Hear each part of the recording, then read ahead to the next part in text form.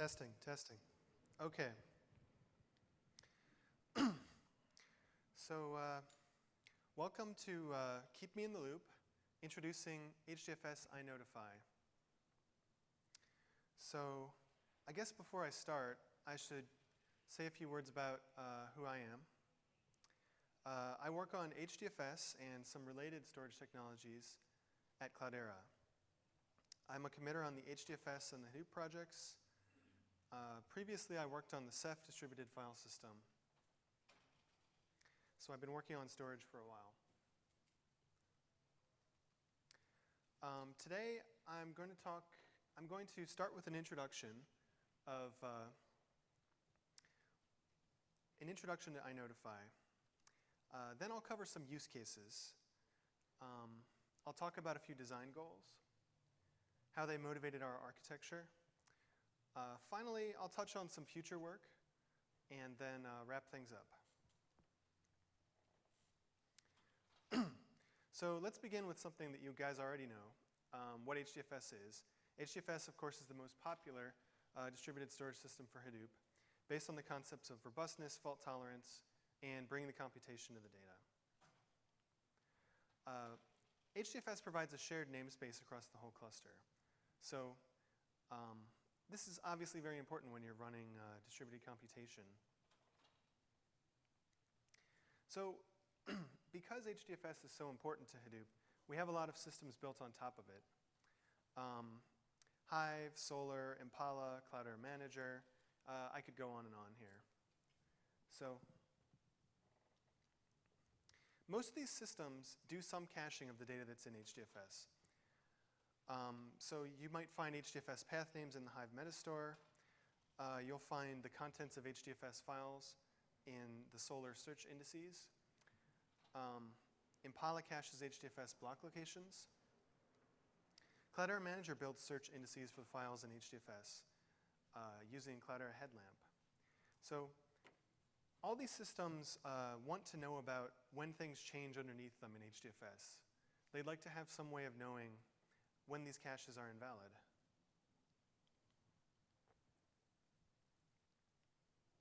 So the problems that you have with caching are basically, when do you invalidate the cache? The main choices that we've seen in the past are time-based invalidation and manually triggered invalidation. So in time-based invalidation, basically, you have a period, and you scan the entire file system after this period, or whatever subsection of file system you're interested in. So maybe you build your indices every night in Solar. Maybe you do a rescan to figure out what's really in the file system at this point. And of course, manually triggered invalidation is sort of obvious how it works. But what's less obvious is when you actually do it. When should the admin trigger this? It's a pretty heavy burden to put on the admin. So, and as I covered earlier, when you're invalidating the cache, you're generally rereading all or part of the entire file system. So you're doing some recursive operations here. And yeah, so as I said earlier, both of these invalidation strategies have problems. I would also add to this that rescanning a part of the file system is pretty slow, right? Because you're scanning the things that have changed, and you're also scanning the things that haven't changed. So this is definitely a wasteful approach.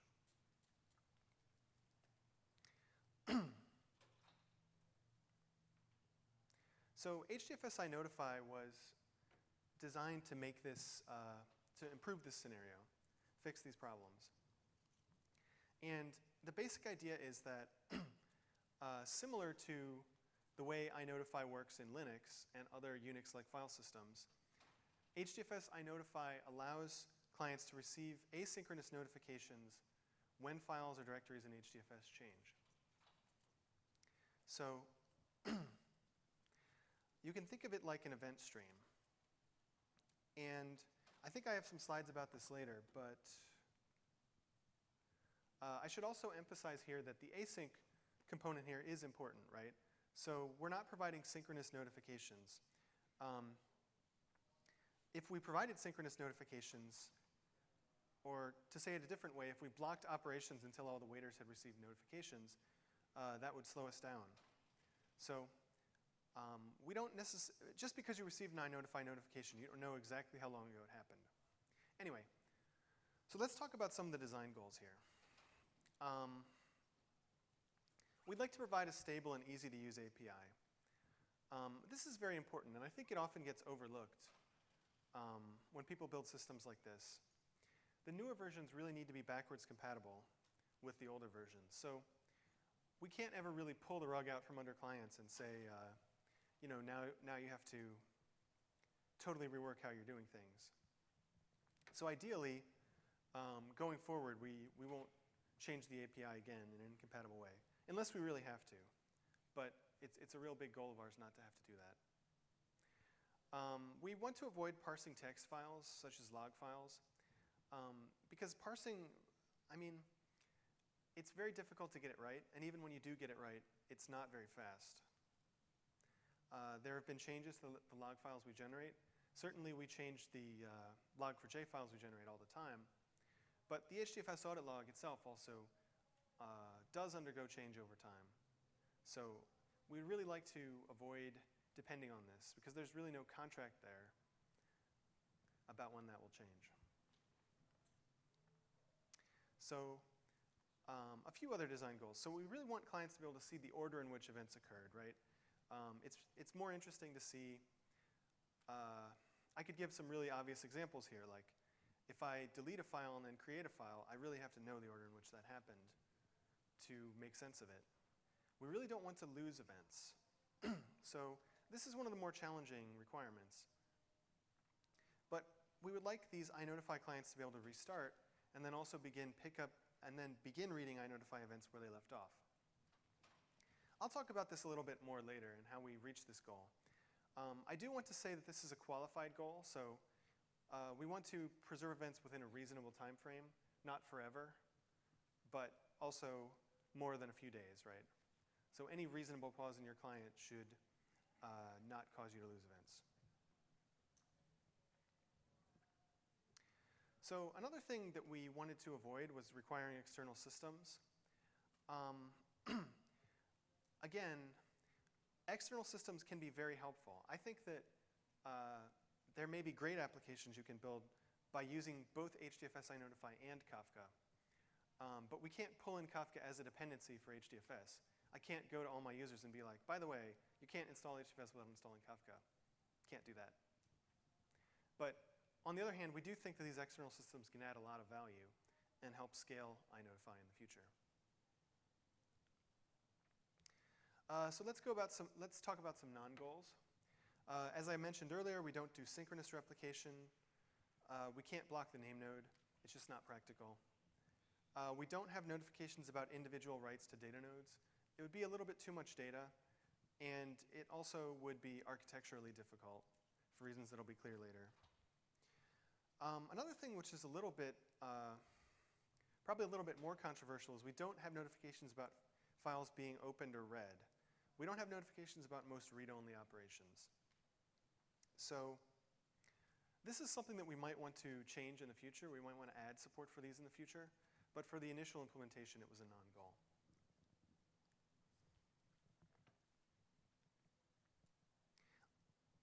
So let's talk about the architecture a bit. So the way that this works is that the name node is handling periodic requests from the client. And these requests will ask for events that happen after a certain transaction ID, alias event ID. So these event IDs are 64-bit integers which are monotonically increasing. So the client simply caches the highest event number that it's seen. And periodically it will poll to see if there's new events that happened after that event. So the nice thing about this system is that because we have a 64-bit space to play with, we know that we're never going to wrap around. Not in the lifetime of our universe. But so it's also nice because the client can save this event number somewhere and then pick it up later. So if your client needs to do some kind of checkpointing, it can save that event number, and then it can retrieve it later.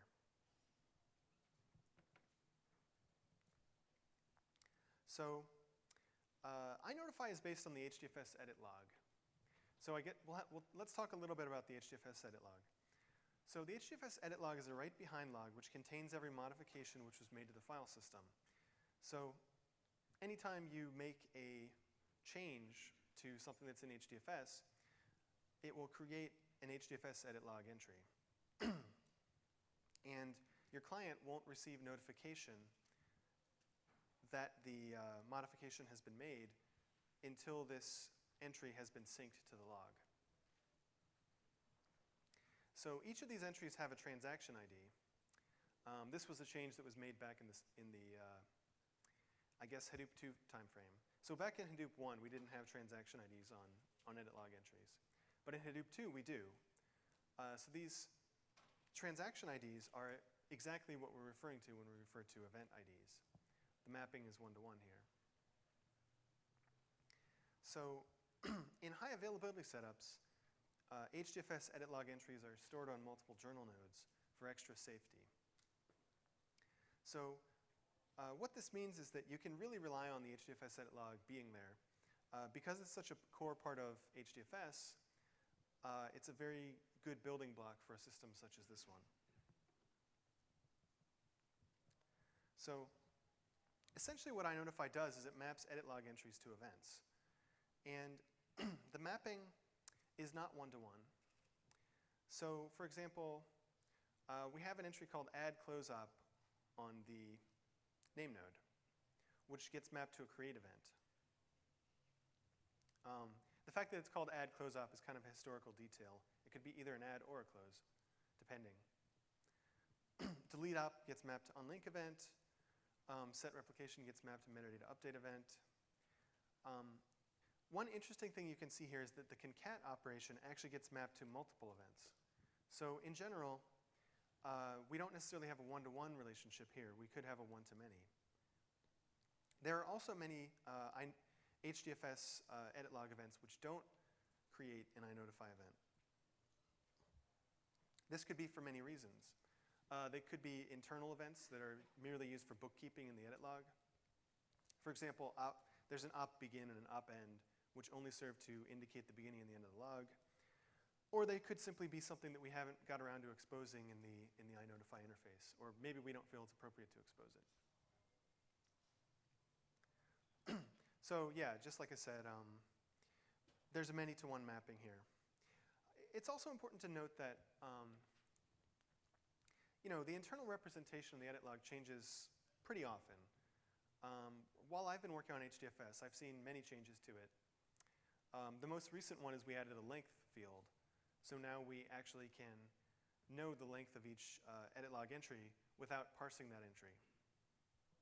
So because its format changes so often, it's really not a good idea to expose the edit log directly to clients. So this was one proposal that we had on the table when we were creating INotify. Why don't you just make the edit log available or provide a REST API for the edit log? But we didn't feel that that was appropriate because we want the ability to evolve the edit log as HDFS evolves, rather than fixing it to some format. The other thing here to note is that the edit log uses custom serialization. So really, it's all hand-rolled serialization. So it's not, we felt that it was more appropriate to use protobuf in a public API because protobuf supports the concept of optional fields, doesn't require you to write your own serialization. There's many good things about it. So here's a sample INotify event. You can see that this is a rename event. It has a source path, a destination path, and also a timestamp. So basically, all you need to do is run your protobuf compiler on this, and you'll get a bunch of classes that you can use. You can also use the classes that are in the client, the HDFS client. And so it's very easy to get this information out of there. And if we want to, as I mentioned earlier, we can always add optional fields to this event. We don't have to worry about backwards compatibility.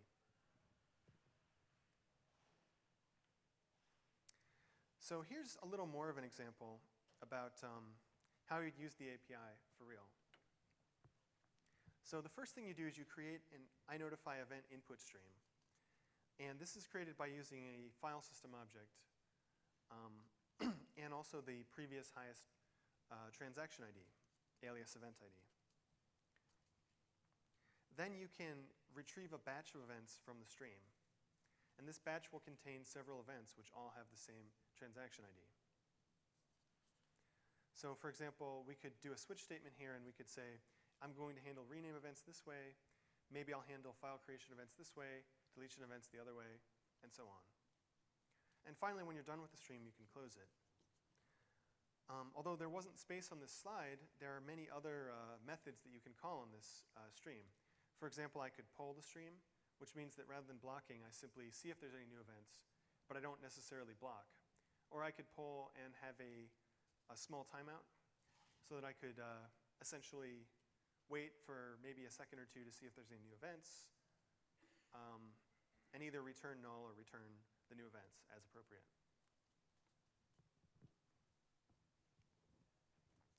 So another design question we should talk about is polling versus pushing.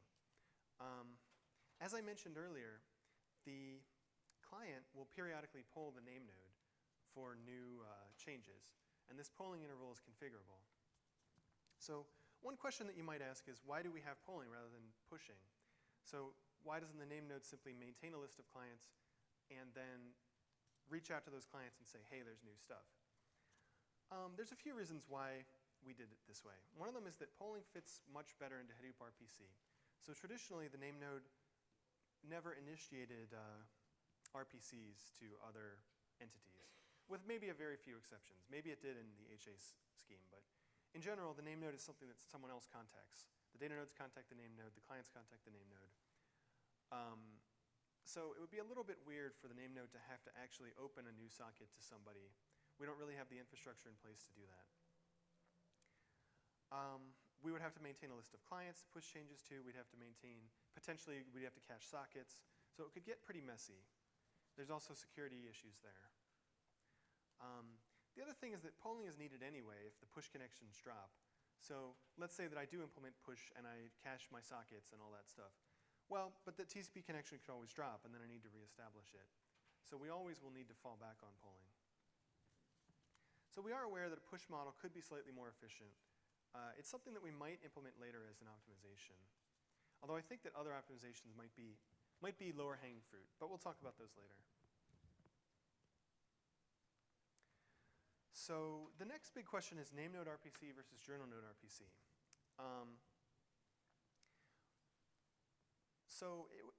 There are advantages to offloading INotify to the journal nodes. But as I mentioned earlier, the journal nodes do contain all the edit logs. So we could avoid creating more load on the name node by simply servicing those RPCs on the journal node side. The problem with that is that not all installations use journal nodes. So you can't necessarily count on an HA setup being present.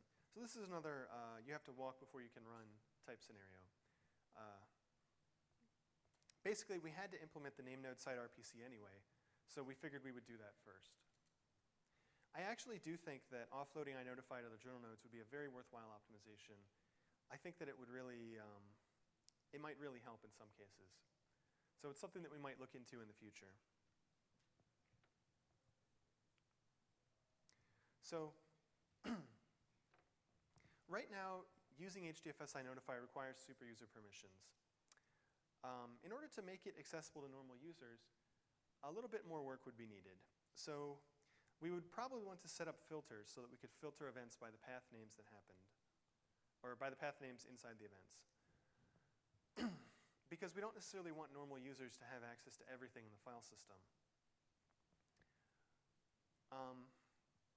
One of the complexities here is that INotify can't make use of the standard permission model. And the reason why might be a little bit subtle. So the standard permission model relies on traversing the FS image. So the FS image has to actually exist, be materialized in memory for that to work. For example, with snapshots, with HDFS snapshots, we maintain the materialized image in memory for all the snapshots. But INotify doesn't have the luxury of doing that, because we could, at any time, get clients asking for old events that happened, let's say, hours ago. We don't have the image from hours ago. We might have snapshots from part of that period, but we don't have the FS image from that exact period. So we can't really traverse the inodes to see exactly what the security would be. So path name-based security seems like a better bet here. We could simply set up a few filters and sort of do things that way. I think that would also fit in fairly well with the way that we typically do security in Hadoop. Things like user directories, so stuff like that. So this is something that we probably will explore in the future. It's also worth noting that there are reasons to have filters even regardless of security. Maybe users simply don't want to be notified of events unless they happen in a certain directory. That's an ask that we actually get a lot.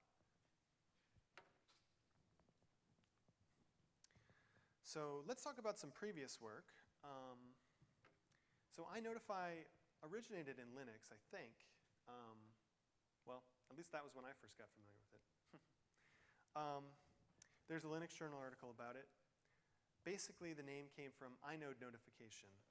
So the idea was you could listen for events that happened on the file system. So the way INotify works in Linux is a little bit different from the way it works for us. In particular, INotify in Linux is very specific to a particular directory or file. So in INotify in Linux, you really have to set watches on particular inodes. Whereas in INotify and HDFS, you simply get an event stream for the whole cluster. So it's a very different paradigm. But there are similarities, of course, here, because in both cases, it's a way of being notified about what's going on in the file system. So there's also been some work on building INotify as a third-party service on top of HDFS by Benoit and Hari Prasad. And so this was basically, they used Kafka to distribute out the audit log, I believe. So this was a presentation they gave a while ago, back before HDFS INotify was implemented. So that was certainly some interesting work and helped motivate this. So let's talk about users and where it's deployed. So Cloudera Headlamp now uses INotify. So this is our production way of getting notifications about what's going on in the file system. Gone are the days of having to parse logs in order to follow along. And we don't have to worry about changes in the format of the edit log. So it's worked out pretty well. So future plans. So we'd like to be able to support subtree watches, or another way of putting this is filtering the events. We'd like to be able to support access by non-super users. I think that would be nice, especially because people often run daemons as non-super users. So that would be important. We will continue to add new event types as appropriate. We will look into some of the efficiency improvements. Like I said earlier, I think that using the journal nodes here would be probably the best efficiency improvement we could do, because it would really spread the load.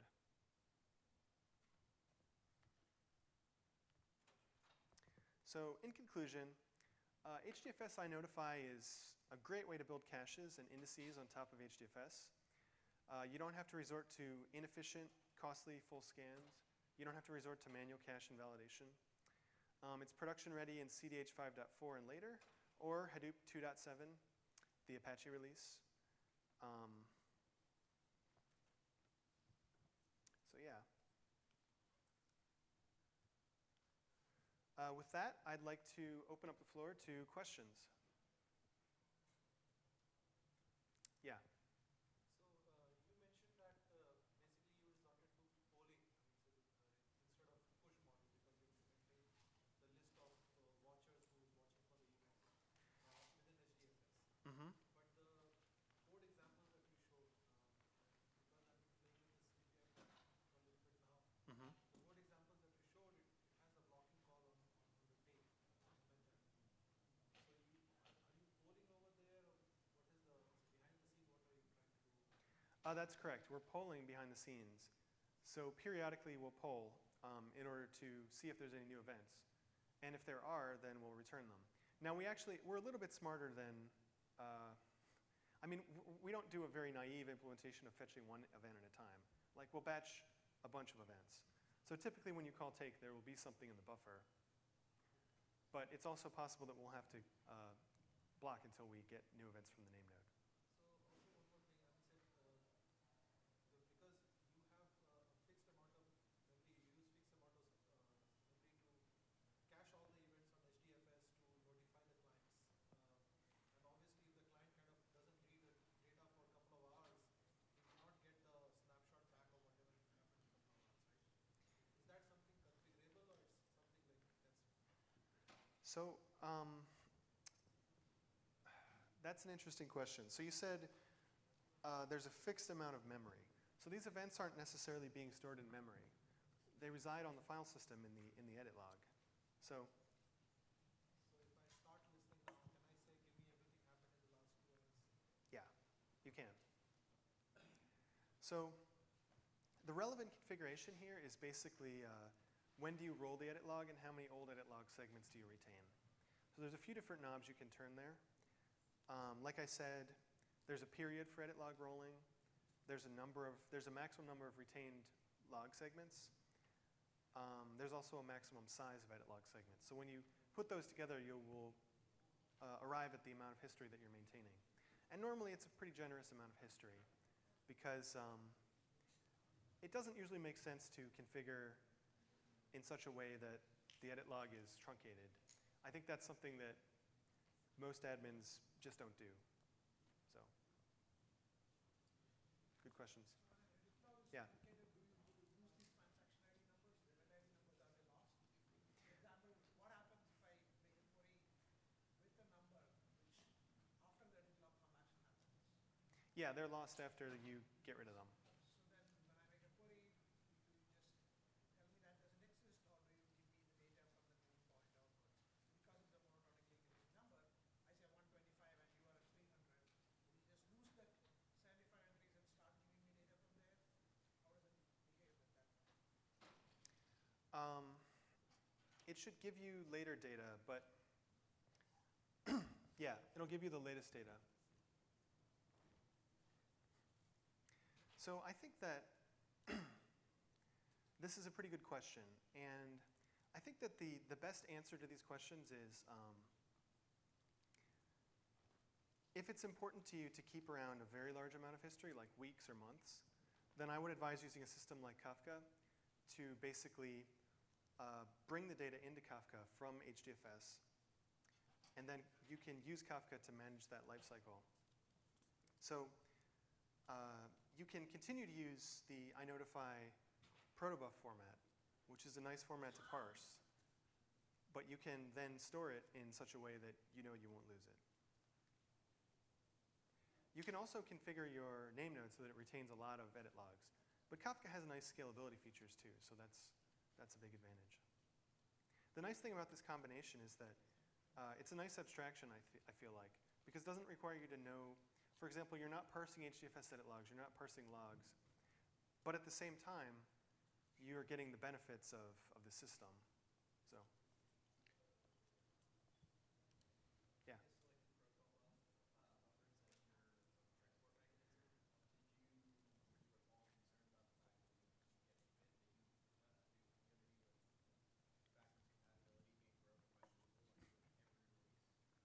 So we have to be careful with what we mean by backwards compatibility being broken. So protobufs has never broken backwards compatibility of the data format itself. That has always been maintained. What has been broken in the past is the backwards compatibility of particular libraries. This is a larger issue in Hadoop, right? We have a lot of dependencies. Hadoop puts them on your class path, and you suffer. But it's kind of unrelated to INotify, right? Because it's just the same as anything else. And protobuf was already on the class path. We didn't add it there. So we didn't make anything worse. There's some work upstream going on to do dependency isolation in Hadoop. And I think that that's really going to be a great answer to your question, because what it will allow is it will allow you to use your version of protobuf. I can use my version of protobuf. Hadoop uses its version of protobuf. We're all happy. Right now, we're not all happy because the class path problems. But very good question. Yeah. Yes, I mean, so this may be a little difficult to,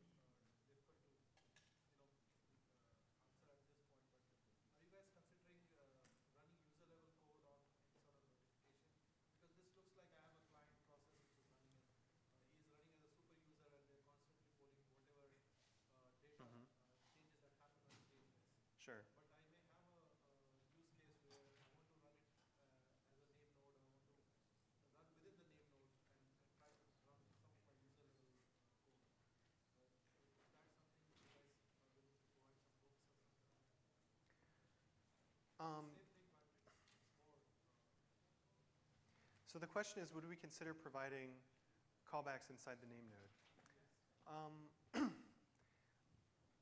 I think that callbacks inside the name node can be problematic. For example, what happens if you allocate a ton of memory and the name node crashes? Now you're really sad, right? So there's a lot of value in maintaining the boundaries between processes and not going into my process and doing random stuff. There is an efficiency argument to be made here that we could avoid the RPC, but I think that it would be more preferable to scale the RPC. Like I said, to have the journal nodes serve the data. You can have as many journal nodes as you want within reason, and that basically alleviates the scaling issue here. So I would much prefer to see a solution based on that kind of scaling than a solution based on, let's say, callbacks in the name node. I haven't really thought about it, though, to be honest. Suppose you want to write a big file which will loop, let's say 1 GB in size. Mhm. Do we get notified when the file is totally written on the data node and then the notification? So you're notified on the close. And as I said earlier, you're not going to be notified with each byte that gets written. So you'll get the chance to, like, let's say you're scanning the file. You'll get the chance to scan the file when it's closed. We might consider in the future adding events when you add a new block, but so far we haven't quite gotten that yet. It's an interesting question which events we should have, and we probably will end up adding more in the future. But as I said earlier, I don't think that we'll ever be tracking individual writes, because I think that would just be, I think it would be an overwhelming amount of information, too much for any client to have, and B, I think that the architectural considerations of having the data nodes report that info would be a little too overwhelming. Yeah. So let's say I have a simple application which wants to keep track of a permission of a file. And let's say I have no previous state. Mhm. How would I get about initializing my state? So That's a very good question. So I think that you will need to do an initial scan to get the ground truth. So basically, what I would recommend is A, start listening for events, and B, start scanning. Then when you're finished scanning, you can apply those events that you received to what you have. And then you'll be sure that you're at the latest version. So when I read the state from HDFS, and let's say for file A, and I also have an event, how do I know if the event was before the state I read or after the state I read? Is there a way to align the change stream with the state of HDFS? That's a really good question. So in some cases, we have timestamps. And we actually do have pretty good timestamps because this is all happening on the name node, the clock is a single clock that's moving forward. So you might be able to line that information up. I think that it would be more robust to build your system in such a way that that was not required. I mean, that may not always be possible, but I think in the vast majority of cases it would be. For example, if you're building an index and you receive,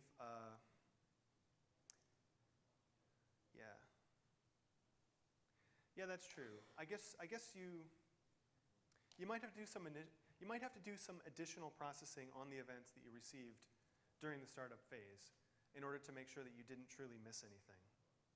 Okay, so another question. So you said that if a poll, basically you're going to read the data from the edit log.